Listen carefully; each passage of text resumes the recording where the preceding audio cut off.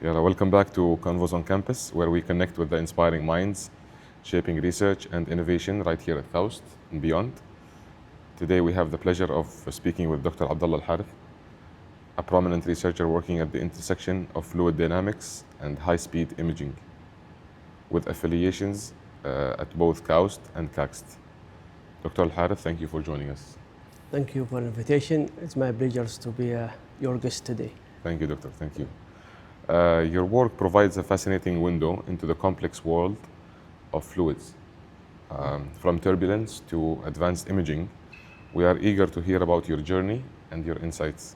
To start, Dr. Alhareth, many of our listeners are current or aspiring researchers. Could you share what initially sparked your interest or passion for fluid dynamics and led you to specialize in this high-speed imaging techniques? Actually, what inspired me to study in fluid mechanics is the motion. Motion. How things move.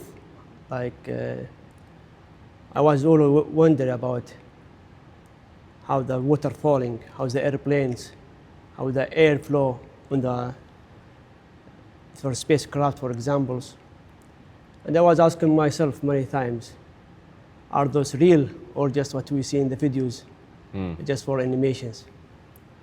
Then I started to study turbulent flow, which is the more chaotic things, more random of the flow. The most random? Yes, it is the turbulent flow.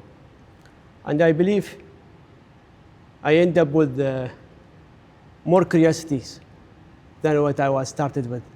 You came back with more questions. With more questions, yes. And for the listeners, the term turbulent flow, they do not know it. We engineers know there's a laminar flow and there's a turbulent flow. Right. Turbulent flow typically has more energy and more swirling, I guess. Or? Yes. Yeah. So actually, most of people, they when they hear about turbulent flow, they think it's bad, right? It's bad, and because they all have memory about the turbulent in the airplane, which is like is one characteristic. So turbulent is something like starting from even from yourself, sometimes from your emotions, things, how you feel. Sometimes you are good, sometimes you are bad. It's mean you're a fluctuation. It also starts from your blood flow, for injection sometime, like a jet. Also started. You can see it when you're drinking your cup of coffee, when you add the milk and you want to mix it. You're increasing the turbulence. You're creating a turbulence. You create the turbulence to be more mixing.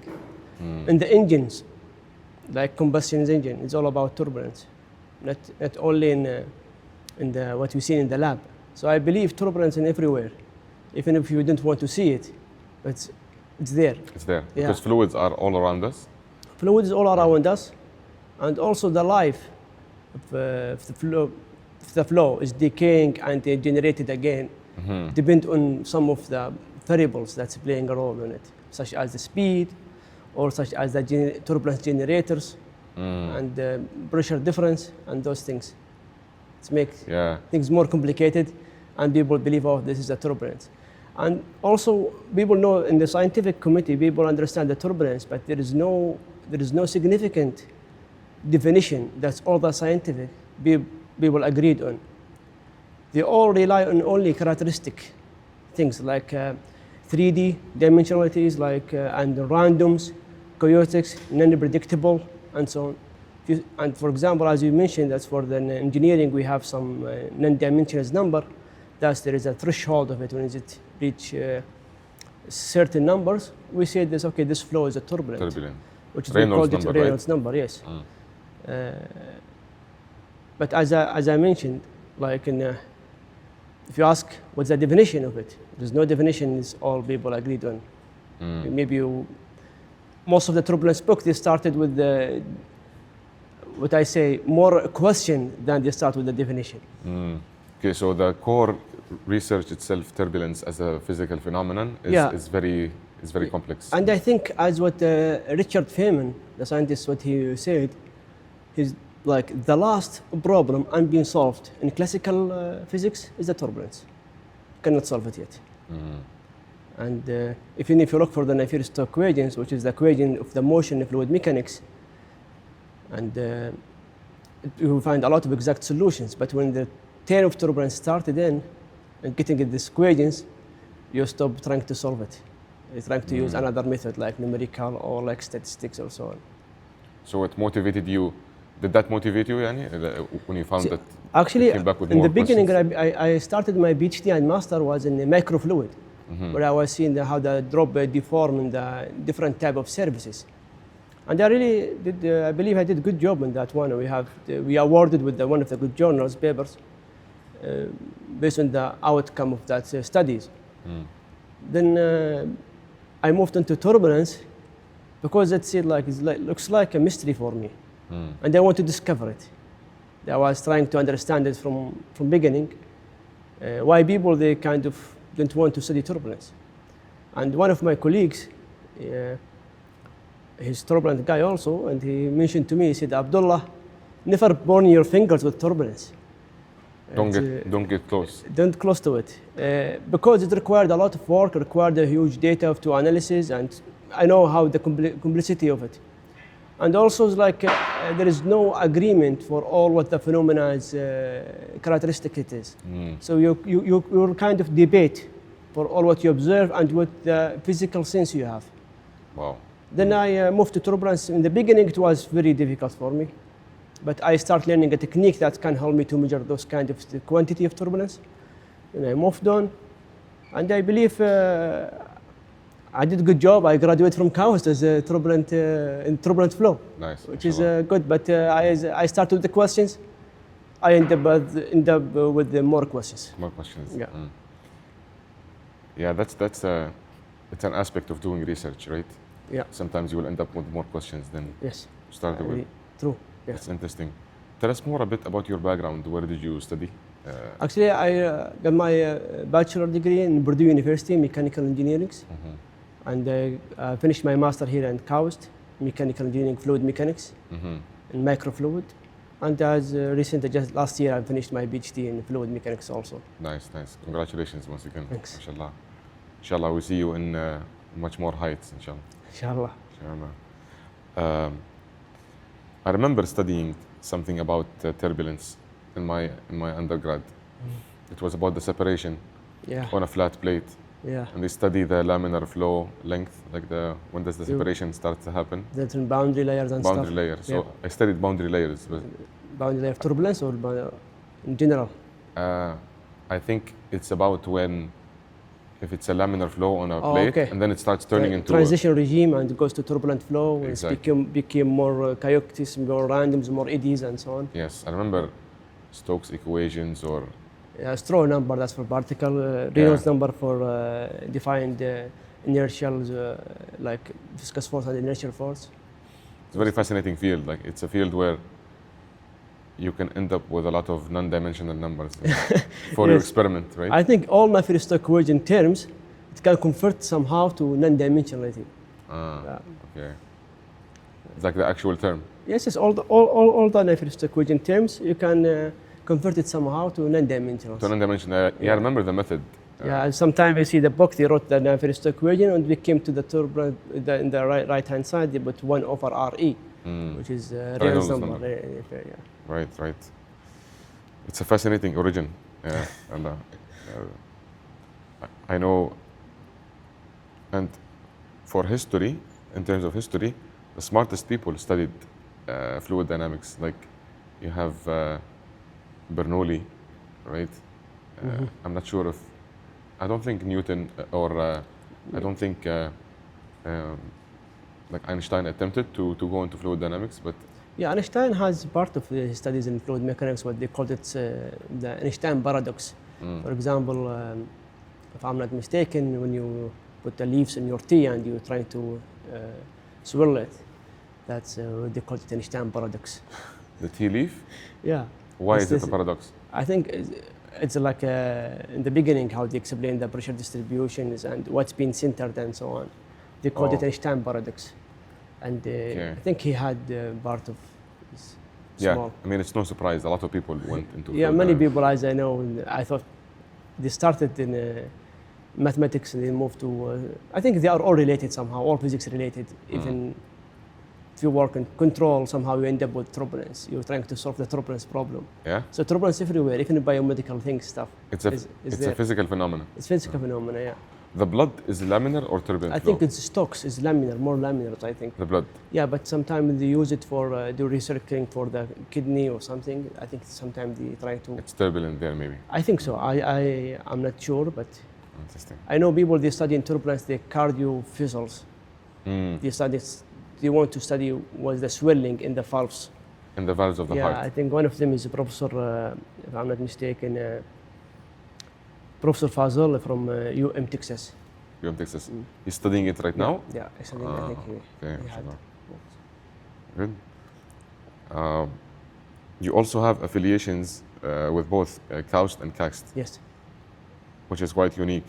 How does that dual role shape your research endeavors and your collaborations?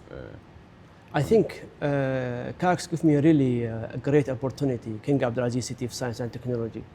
In my first year in my PhD, I got an offer from KACST, and I worked with them for almost 6 months. And MashaAllah. imagine with those 6 months, they took me to Stanford Universities, a visit. Nice. And from that point, I made sure I want to continue my PhD. You are in good hands, huh? Yes, and imagine that someone support you in all your studies years.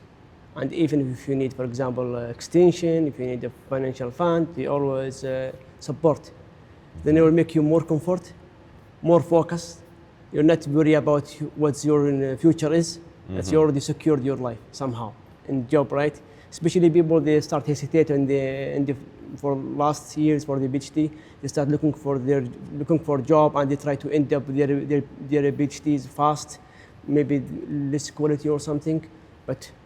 Imagine someone who has opportunity to have his job, they support him financially, and also in terms of academia. And KACST is a governmental agency, right? Yes, yes. KACST like is the National Labs of King. National Lab. Yeah. So you can almost call it NASA, almost, but it's not really in space. KACST yet. has not only NASA. NASA is an agency, but it has space technologies researchers. They have all what you think. They have in medicals. They have in earth science. They have in AI. They have in semiconductor right now. They have in control. They have water desalination. They have water treatment. So more like it's a bigger umbrella. it's a big number. It's a national labs International. in one place. Nice, nice.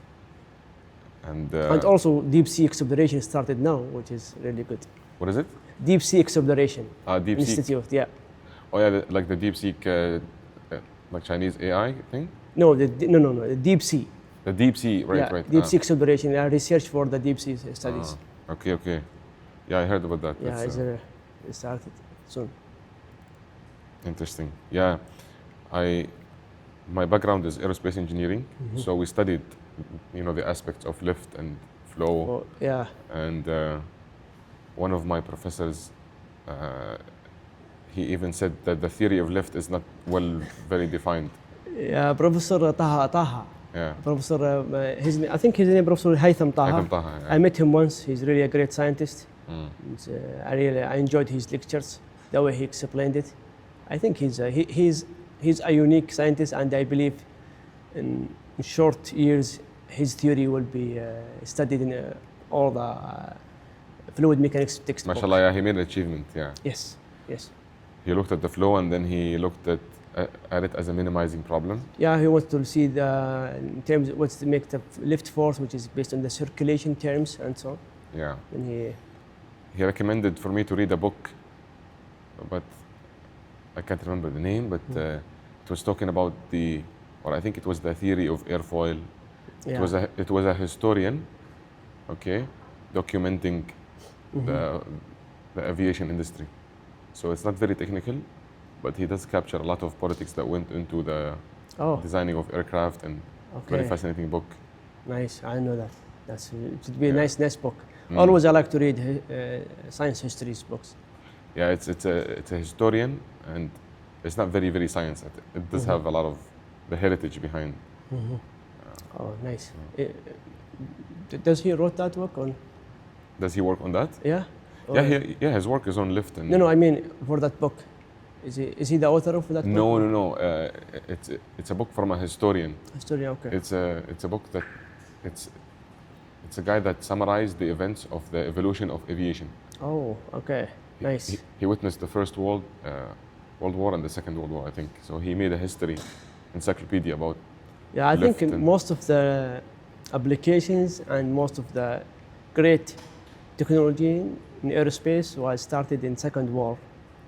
Second World War, Yeah, right? and it was born from the wind tunnel in NASA. Mm-hmm. I think Lindley wind tunnels, I think. Was, it's great. Oh, Lindley, like research center. Always they said wars is the mother of inventions, like. Yeah. It is true, yeah. And I remember one of my aerospace classes, he was talking about a phenomenon called flutter. Flutter phenomena, okay. Yeah. So there's a certain point where the wing starts to like oscillate at a certain frequency and it goes out of control. Oh, that's, no one wants to see that. Yeah, and because of study, a lot of flight pilots they died because of this phenomena, flutter, and it even happened to a bridge.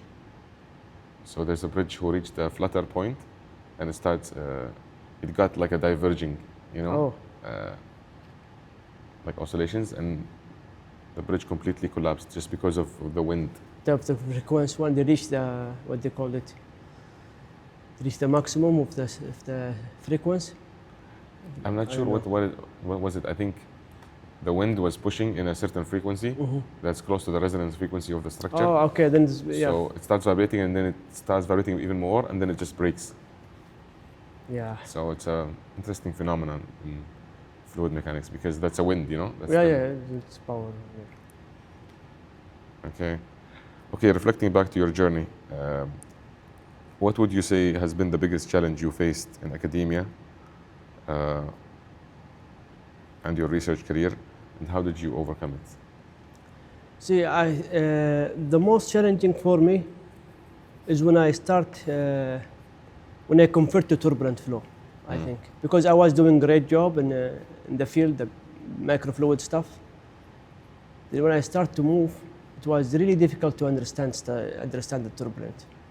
And all the concept is new for me, looks like it's new. Even the Reynolds number we are using it right now, in engineering, we have another Reynolds number in turbulence, special for turbulence.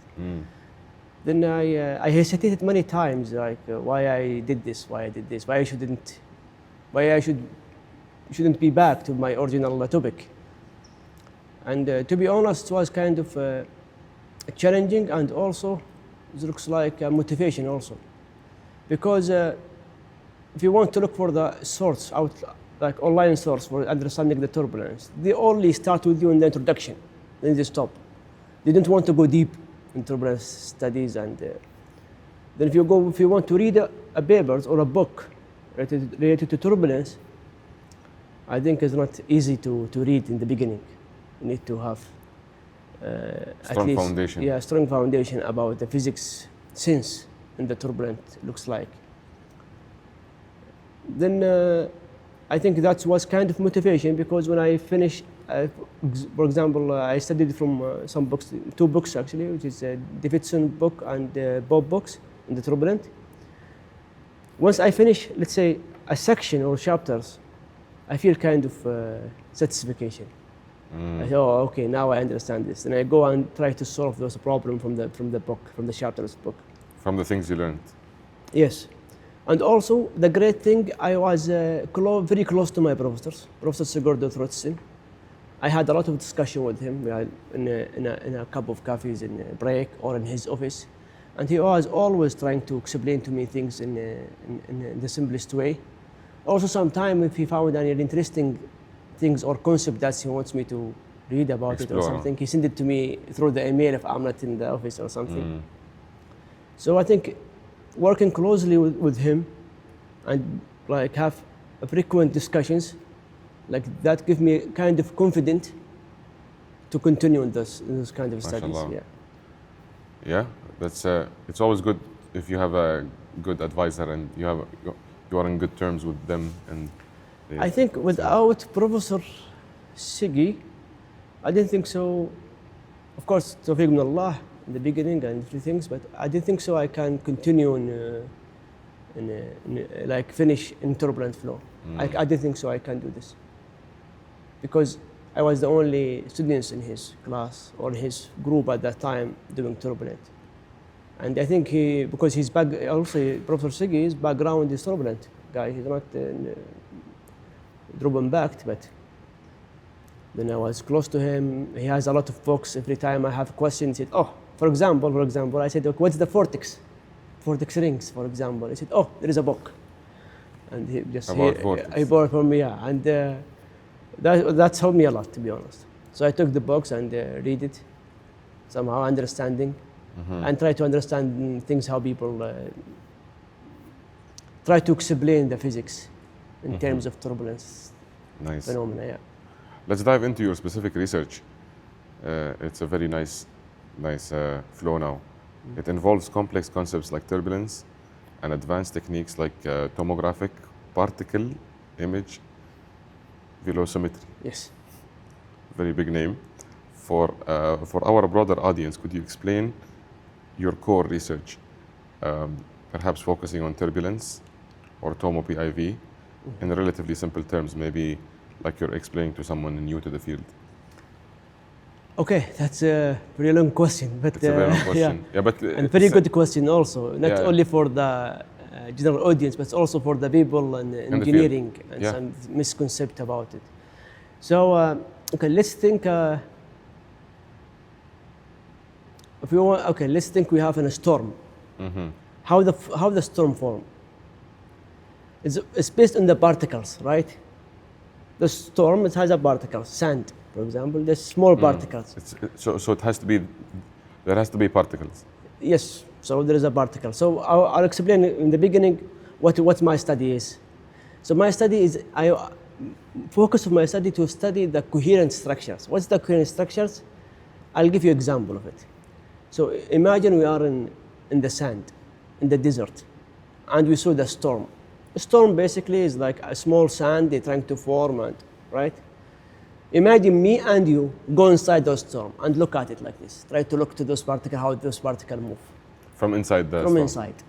And try to track one particle and see how they are swirling and so. That's what they call the tomographic PIV, or the particle tracking velocimetry.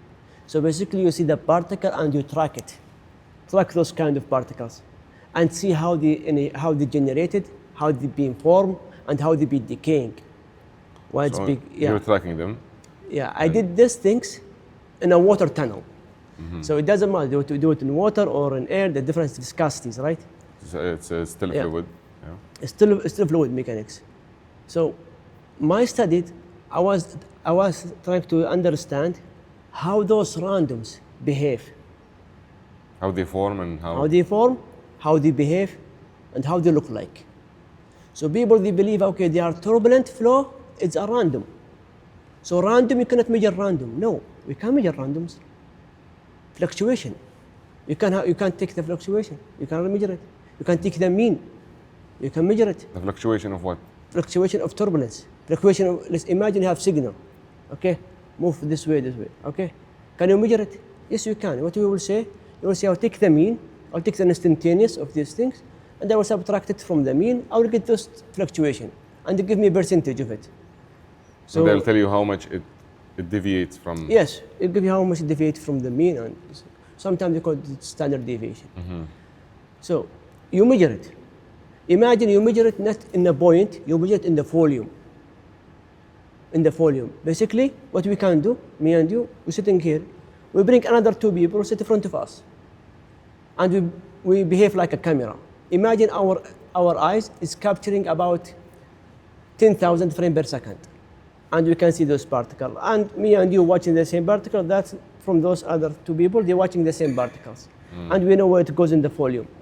Then we have a volume right now, right? Those what they call the tomographic PIV. Yes, you are taking the tomo things and trying to study it. So people, it's this kind of technique, it's complicated somehow, and it's not about people they think, okay, we have high-speed camera, okay, we are good. Then what? Okay, your high-speed camera is just a tool, like a ruler, to measure things. It's a tool, yeah. Is it give you videos? Then you deal with it after that. That's how you process the videos. How you is what process it. matters. For my PhD, it's ended up with 500 terabyte. It's the largest data publicly available of Lagrangian technique.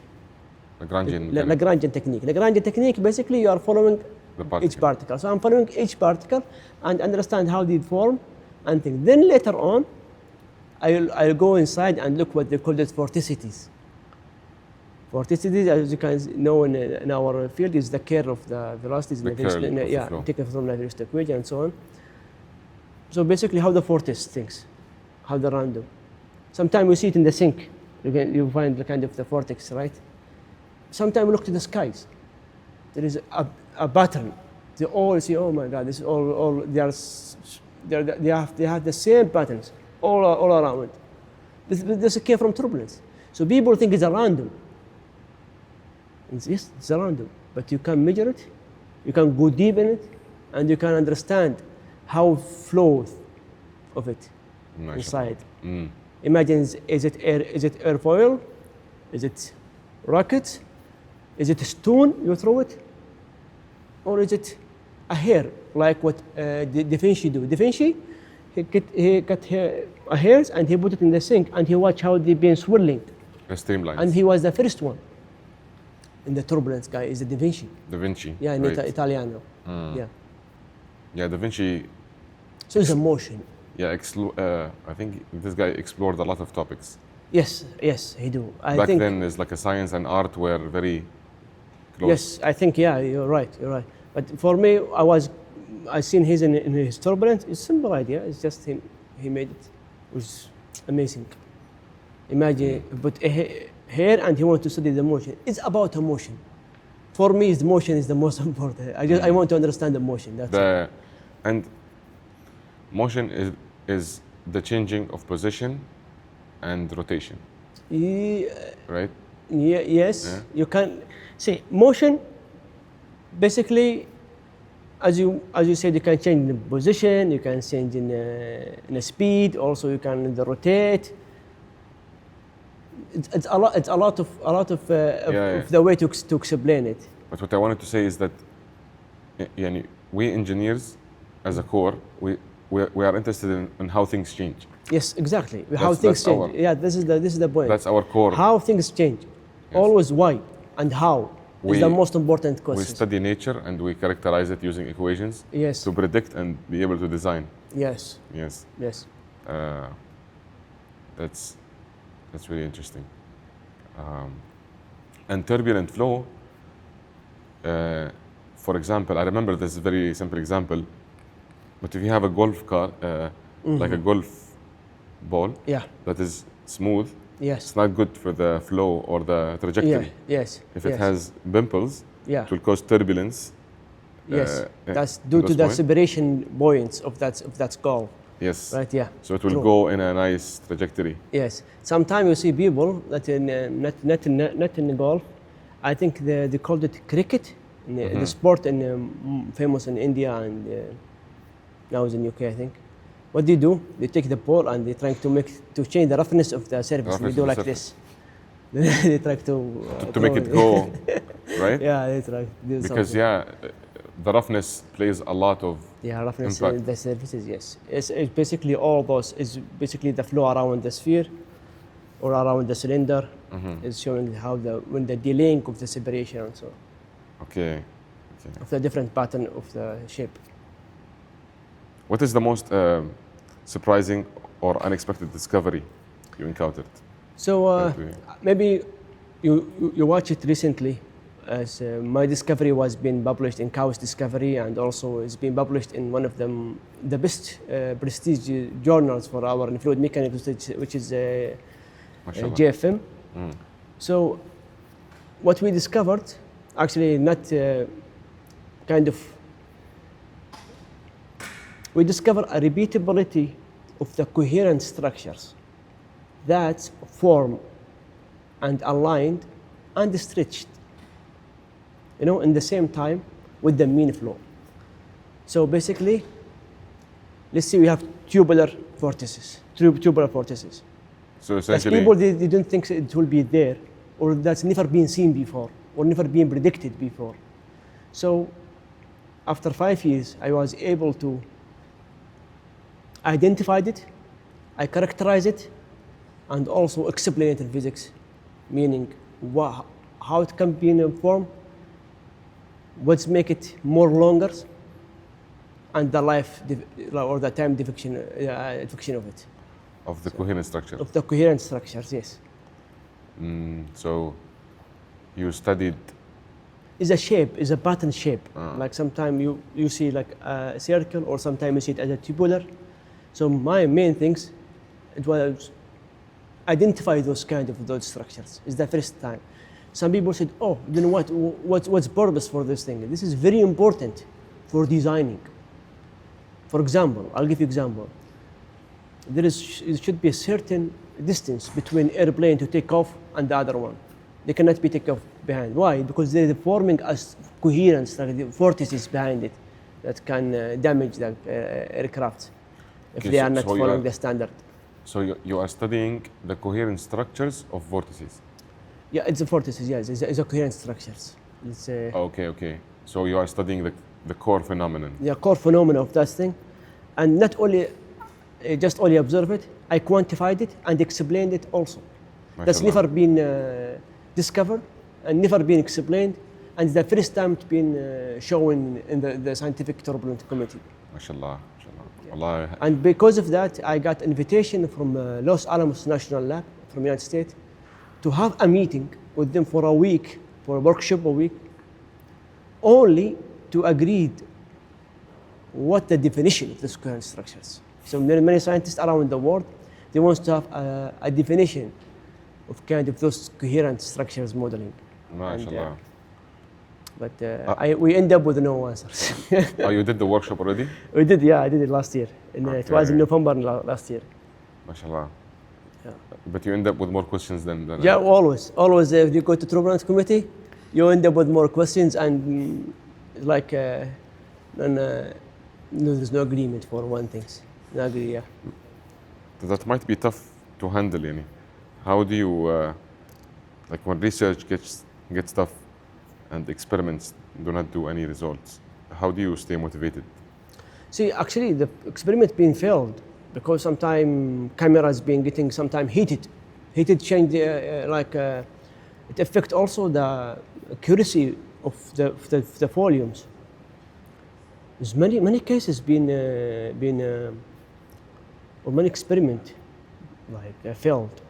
And one day I was working and there is a flood from the water.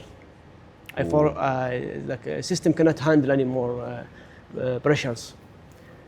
Then I was lucky. A professor was next to me, and then we all the lab cleaned together at the same time, and we followed the safety procedures nicely. How do you become motivated? How do you stay? How to stay motivated? Like do you do sports? Do you have a hobby to take your mind? Like reading, go with friends? Like what do you do? What's the secret? It's really difficult. So for me, I would say read some philosophy book to release. I like to study. I like to read philosophy books. Interesting. And to really release stress. Also, I try to talk more with my professor. I like to spend one day to just maybe discussion for 2 or 3 hours, not in science, in something else. Then for example, we talk about how the life looks like or the mountains looks like in Iceland. He's from Iceland, right? He's from Iceland. Or when is the best time to travel to Iceland? So we try to talk about something because we kind of disappointed about the huge data not being used.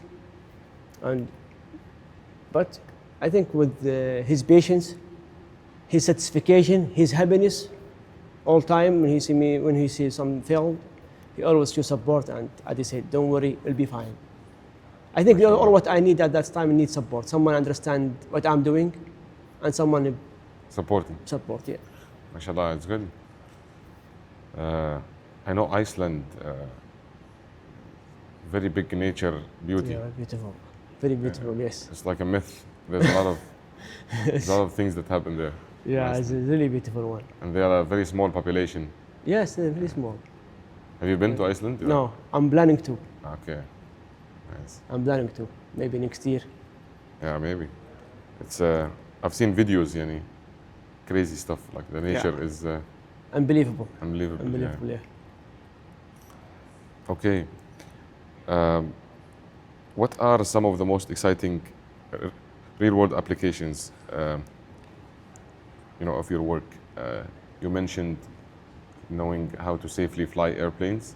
Yeah. So What other applications? I would say like this is a part of my studies was coherent structures, but also I did statistical turbulence studies, and I also did circulations studies, Okay.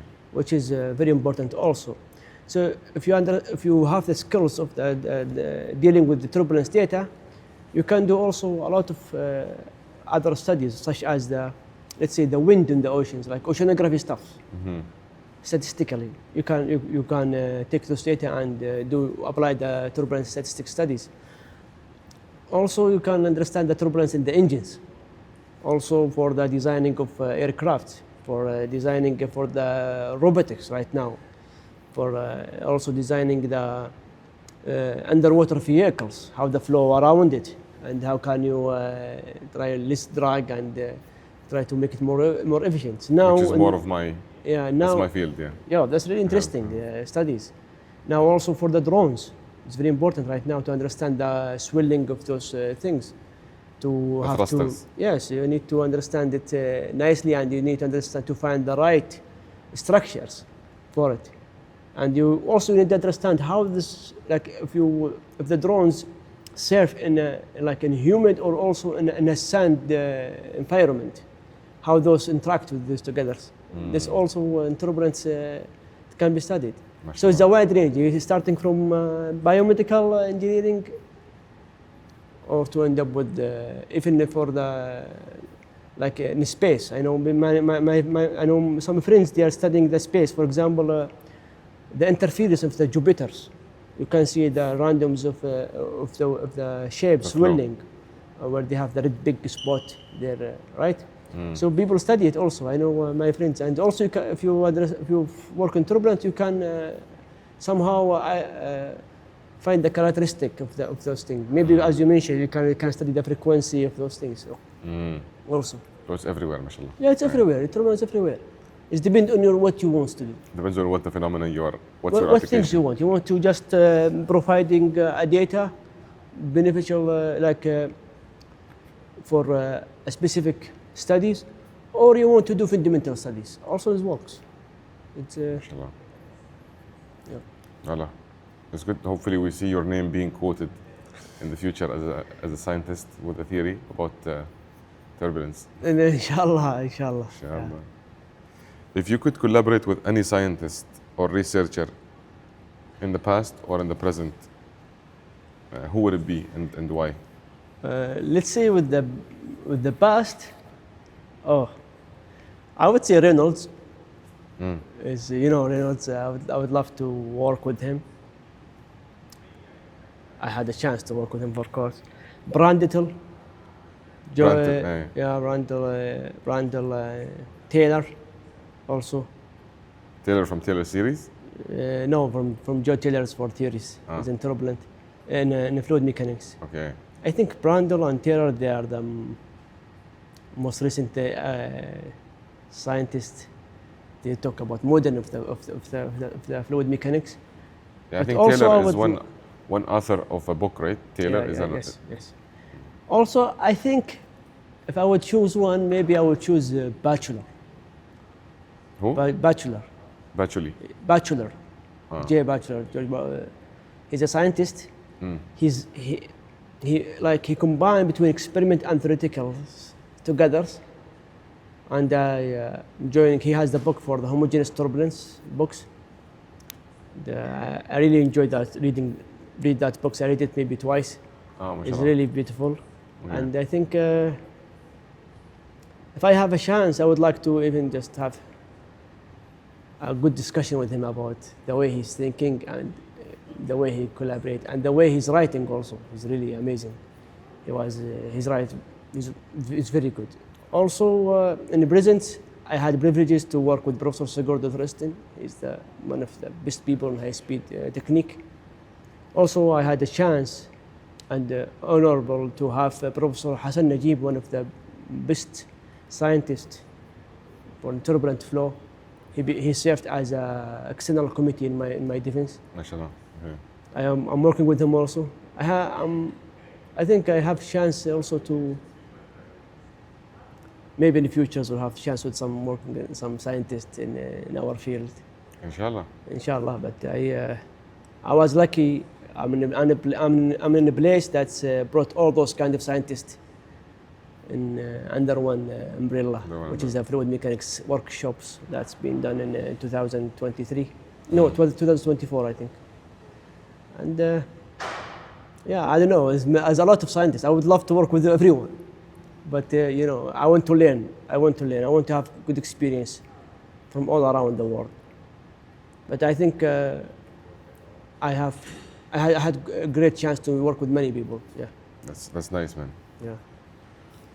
Yani that's an opportunity that it's not very common. Yani it's unique, mashallah. Yeah, it's actually in KAUST give you a really great opportunity to work with many people, respect your works, give you a chance and opportunity to represent and confident in conferences. Yeah. That's great. Looking ahead, how do you see your field of experimental fluid dynamics, especially with the advancements of imaging and AI? Let's say 5-10 years, what excites you the most about the future possibilities? I think AI will make things much easier in terms of techniques and fluid mechanics techniques, in imaging and pre-processing. So maybe you don't need to take 5 years to process whole 500 terabyte, but maybe you can feed it nicely in a nice model with like an AI and can give you similar results. But still, in my opinion, in turbulence it required a lot of experiment, required a lot of studies, more focus that's needed. AI is a great opportunity to apply it in a way if you are using the data analysis and experimental techniques. I think it will enhance and more efficient in terms of times and also in terms of space storage. Right, so more efficient, more maybe faster at identifying patterns in swirls, right? Using image processing. So I think if you, for example, if this is one thing that I'm kind of working it in the futures. So I understand how the swirling behave and how swirling like generated in for example in contraction geometry. If I can feed it the AI and how those vortices generated and give him the right model of the right equations that can like easily help him to predict those vortices, I think that will be a great achievement. For simulations, you know? It's for simulations, also for the testing lab, if they can apply it and see. Instead, if you are doing Actual experiments. no, you need to have to experiment depending the object that you are trying to see the flow around. But I think in AI, in my opinion, it's a good, but also it's dangerous somehow. So in physics, you need to feed it correctly. You need to be closer to AI for watch all those kind of parameters. And I think as soon as you start with AI with the right approach, you will end up with really useful tools. Yes. Nice. It has been, incredibly insightful. All this. Let's dive into a few light-hearted questions to get to know you better.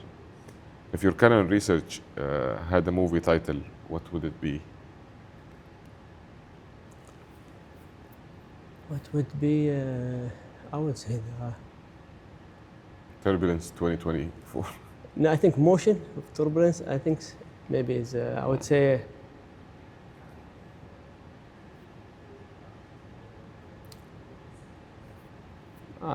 it's difficult to, because I would say motion, motion, Highlights like the turbulent motions maybe, or like motion of turbulence. Or maybe you can say motion of particles, maybe. motion of particles. I know a show for Neil deGrasse Tyson called Cosmos. I'm not Cosmos. sure if you saw it. He speaks about the planets and the stars and a documentary. No, I think the only book I read about it, about galaxy is the Copernicus book. Copernicus, huh? Yeah, I think it's been a long time. Long time. And I think he started his sentence, or start his, like, the first sentence, he said, I think life is about a drop of water or something like this. It's interesting. Yeah. It's interesting. So motion in particles? Motion of particles. Motion of particles, Yeah, yes. it's all. I will, Particle of motion, I don't know. I will watch that. No, the motion particles is the name that we choose, but like Copernicus books, I can send you the link of that. book. Copernicus, I'm familiar. He mentions him as one of the earliest scientists in astronomy. Yeah. Okay. So life as a researcher is very busy, right? What's your favorite productivity hack? How do you stay productive? Is there any tool that you use? Is there any technique that you use to stay productive or more efficient? So, and maybe you know that's better. Most of my time is staying in the lab, and until the end of the day, I stay long the night working, like in a calm environment, which is I realize it's not the right way to do. But after I finish my PhD, but I would say more productive. I like to. Sometimes I like to listen to music. It's You get in the zone? Like yes, get the zone and just. Also, I like to go and read something I didn't know. Such as I go and read about quantum, I read about semiconductors, I read about AI. I also like to read about histories. So sometimes I just go and look for the name of the professors. I see like where they have been, what they have done, how they ended their life, and so on, what they have achievement, and so on. So, like kind of try to isolate myself a little bit about from the studies. Or okay, so you take some time off. yes, I take some time off, and also I like to write. I like to write something Like as what you do you can, write? maybe as you can see recently, I wrote about the innovation needs curiosities. Yeah, Yeah. that small blog I post. spend time to write things. I always try to watch and listen people. They are against my ideas. We are opposite. I like to listen to them. I like to understand the way they are thinking, and always I don't like to listen or keep hearing people similar to my ideas. Yeah, it's interesting. I listened to something recently that you don't necessarily find new intelligence in your life. If you keep reading, you will have an interesting mixture of ideas. So a lot of great inventions or a lot of great discoveries, they didn't come because someone thought of something crazy. They came because someone thought of something very simple. Yes, It's like, oh, you do this because he read a lot. yeah. So when you read a lot and when you get involved in that, new ideas come to your mind. Like when you take your mind off things. I totally agree with you. Like most of the greatest ideas came from the simplest Yes. idea. Simplest idea, or Even the simplest experiment also. maybe you are walking or like doing something like intelligence or like a lot of people, have these aha moment, but you can reach it while doing something very not related to. Sometimes you solve problems, right? I think the most greatest question I ask myself it was while I'm traveling in the airplane. I always have my notebook and I wrote questions. And I always I always ask questions and go and ask how. For example, I ask like, what's the motion? And why is the motion? Where is the motion came from? And that's all I ask my question, these kind of questions. Then I end up with things. Is always start from basic is the best. Always go to the basic questions and build your stuff beyond that. Yeah. Yeah, it's always good to go back to fundamentals. Always. When I confused, even when I didn't agree with my colleagues or something, I always go and open the book, and start reading. I do not like to go and I can go and ask, for example, AI's tools like ChatGPT or things, and they can give you the answer immediately. I didn't feel that is for myself. I didn't feel that's fun. So for me, I carry a box and take it with me to the home before I sleep or something, and I start reading about it and try to understand why it was coming. Most of it, you realize those basic is explained in the basics way. But if you sit with someone, he's not really into those kind of fundamental, you will end up with more questioning. But I think most of the fundamental questions, not the questions that's been answered yet, not the question that's never been answered yet, but it's already we have it. You just need to go and, for example, equation of motion. You go start from Newton, or you start from fluid of motion in a field, or you can understand it. It's not that complicated. But people now, in recent days, they want you to have a huge memory to remember all those kind of books being written. No, just go and understand the basic. If you understand the basic, I think you can build a lot of things based on that. As what Professor Haytham, he go to the oldest book, and he understand it in the basic, the lift force, and based on that he came up with his new theory. So he back to the basic. He didn't keep argument about the new theory or how the accuracy or the normalization of the scaling and those things what people recently trying to do. They're trying to fight. Or he keep fighting between numerical and experiment and theoretician, which is I don't like. I like they should be in one hand. They should be working together, but not what we see now. He go back for the basic fundamentals book. He went outside the box and and he read it and he found it exactly. He mentioned it. He found that we assume it's all Gaussian and thing. He said no, and he showed.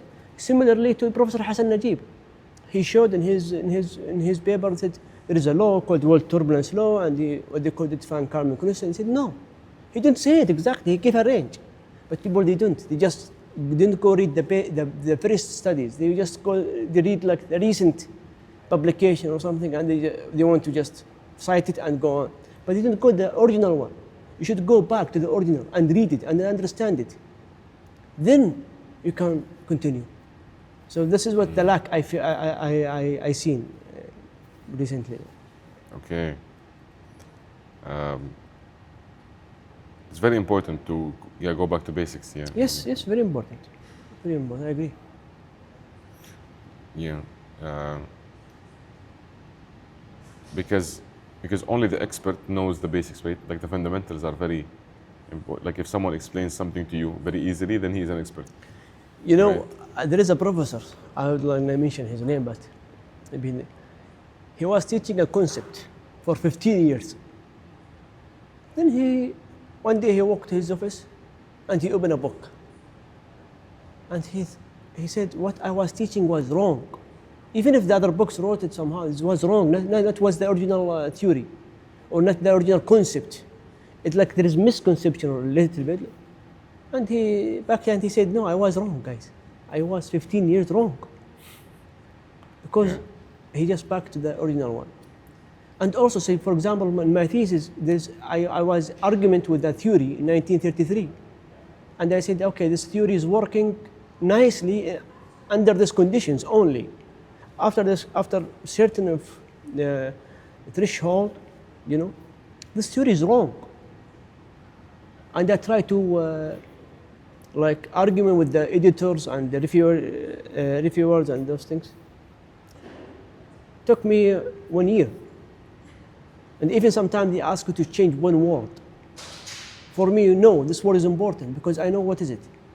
It's not because what's been people reported recently. No, it's about what I believe in it. And the only support my papers, I go back and I quoted the original things, definition and those things. I said, here.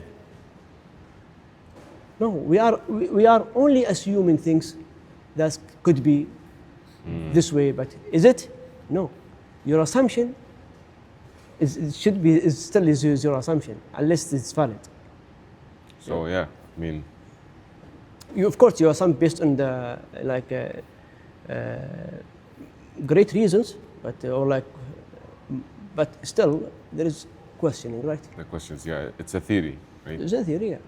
So it's not a law. It's not something that even a law can be broken, right? I believe in this. I didn't see there is a lot of terminologies. People use it in scientific community. I'm not agree with it. And one day I was in a conference and I said, okay, I mentioned these terms and I said, I don't believe it. And there was people kind of, what this guy saying? Why he didn't believe? I said, I don't believe it. Then we had a discussion after that. I found some of them didn't believe it too. But we use it. It's the only terms we know. Like in terms we say time resolve. How can you resolve time?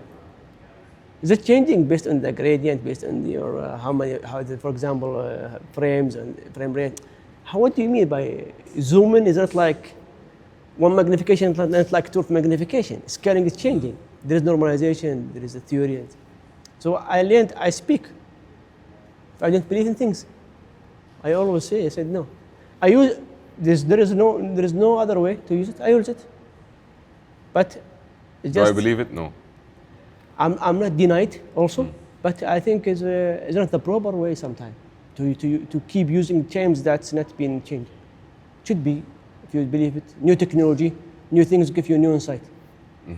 Maybe not a new insight, maybe deeper or deep in understanding of things. Very fascinating. Yeah. If you weren't a researcher, what alternative career would you think about? If I'm not a researcher, I would like to be maybe Russian teachers. I want to read Russian literature. Russian? Yeah, Russian. Oh, like a Russian language. Yes, because I want to read Russian literature. The Russian literature. Yeah, like Dostoevsky, Tolstoy. It's rich, right? It's very rich. It's very rich, yes. And I think especially in fluid dynamics, there's a lot of people from Russia, yes, right? is one of them, yeah. And the UCAS, yes, one of them is Kolmogorov is. Tomographic, Yeah, yes. he's Russian, and people translate his. work. His theory is 1941, but they called it in the book sometime K41. They translated in 1960 in Cambridge. But it's Russian. Russian has a rich of the kind of scientific also in the teachers, and I like kind of philosophy books and those things.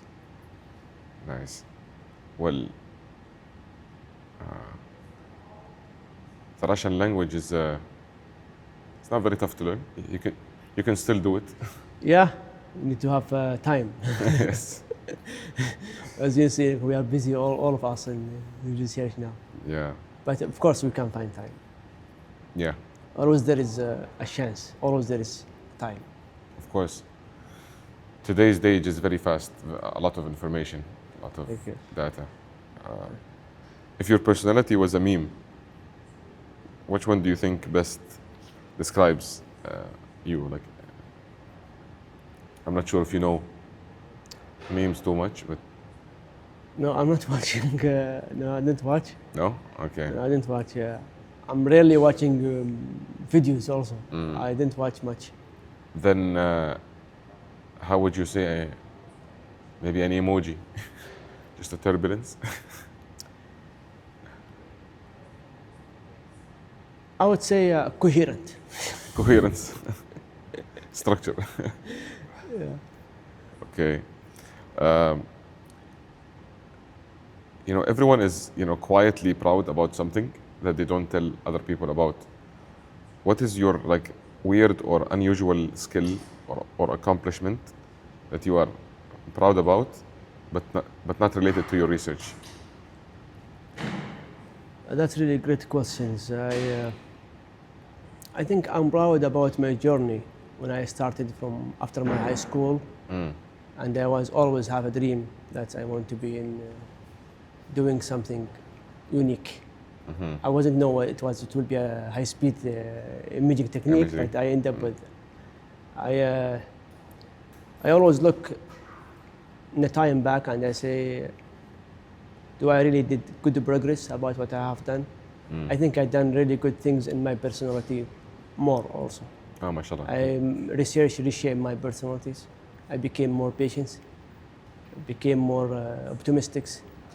I also became more giving excuse to people for research. And also, I believe by chance. I also believe to giving a chance to people, support. And I think if you give the right chance, in the right time, and the right support in the right time, I think You can change people's lives. you can change people's lives. Yeah, I mean, I was just thinking about that the other day. King Abdullah, inshallah, Allah yarhamu, Yeah. is, essentially he changed all of our lives. Yes, true. Yeah, but the KAUST is a great place. Believe me, there is no word to explain what KAUST is. KAUST is I think it's a dream for all scientists. It became a true. Look, repetition of KAUST outside and research committees is number one. KAUST is done a really great job.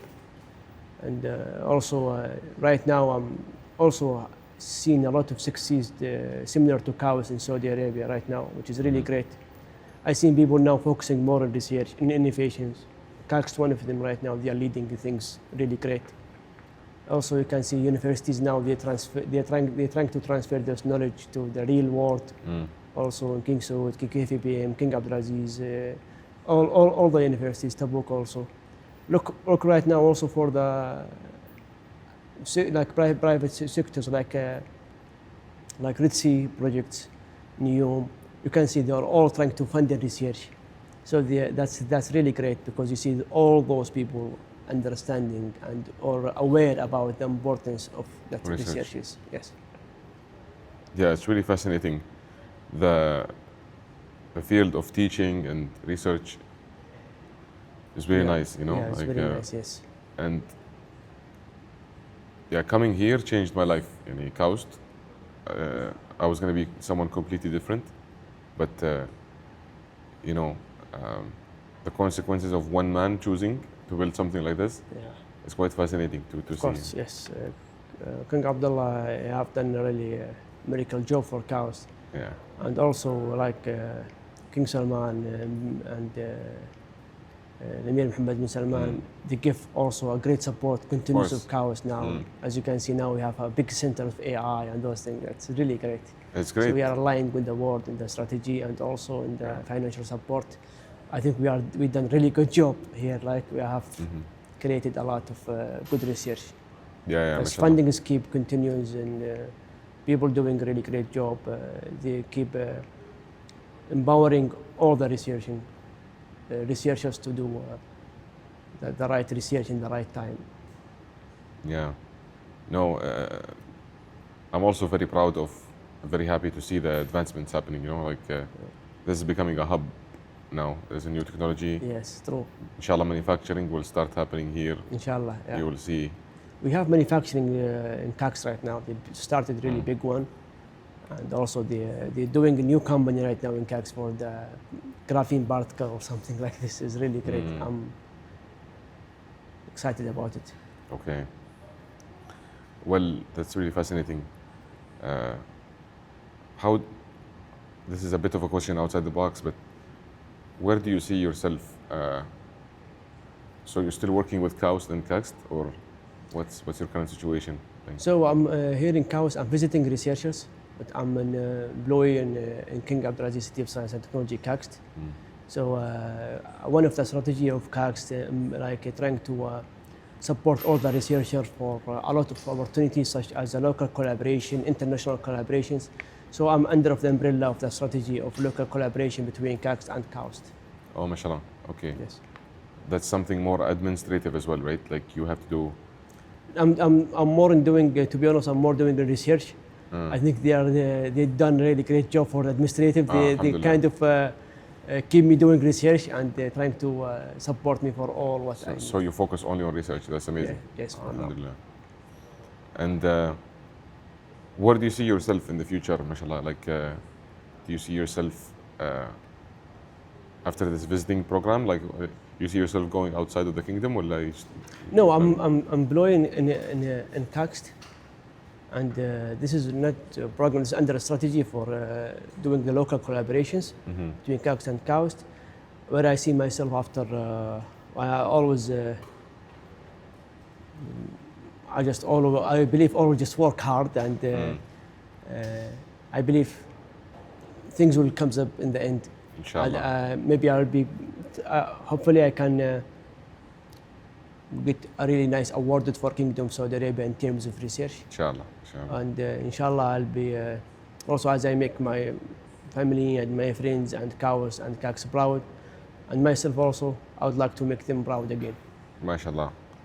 كل التوفيق. Allah wish you the best, and inshallah I see you in new heights. Inshallah. Thank you for joining. Thank you very much, Tayyip, for this initiative for podcasting KAUST. It's first time, and it's really good. I like it. You did really great in a conventional way, and thank you for the invitation. It's my honor to be your guest. No, thank you for accepting. And there's a lot of people that are interesting on campus, and you don't get the time sometimes. Yeah, it's difficult sometimes. Yeah. Or you don't get to have the mental capacity to speak because you're so occupied. But the goal of this was to get the community more involved and get to know people. So thank you for joining, Allah. Thank you very much, and it's my pleasure. Wish you the best. Yeah, and thank you guys for tuning in, and like the video and subscribe if you enjoy the content, and see you guys next time, and wish you the best. Assalamu alaikum. السلام عليكم. الله يعطيك العافيه. ما قصرت والله. شكرا جزيلا.